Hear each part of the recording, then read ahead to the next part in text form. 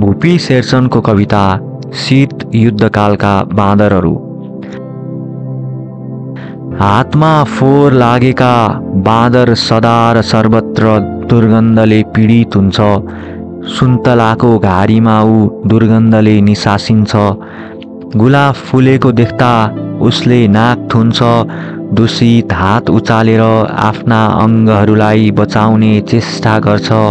घृणित स्पर्शबाट आफ्नै हातको अनि सफलताको चित्कार बोकेर ऊ वन वन दगुर्छ।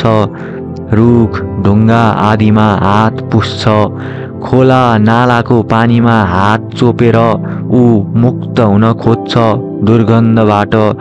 तर प्रत्येक प्रयासपछि हात सुक्दा दुर्गन्ध झन बढेको पाउँछ अनि बहुला झैँ रुख हाँगाहरूका सारा फलफुलहरू झार्दै सुगन्ध र स्वादलाई मेटेर कम गर्न खोज्दछ आफ्नो दुर्गन्धको प्रभावलाई र अन्त्यमा निराश भएर कुनै ठाउँमा बसेर ऊ बर्बरतापूर्वक घोट्न थाल्छ आफ्नो हात खस्रो ढुङ्गामाथि। उसले ढुङ्गामा हात घोट्छ र सुक्छ।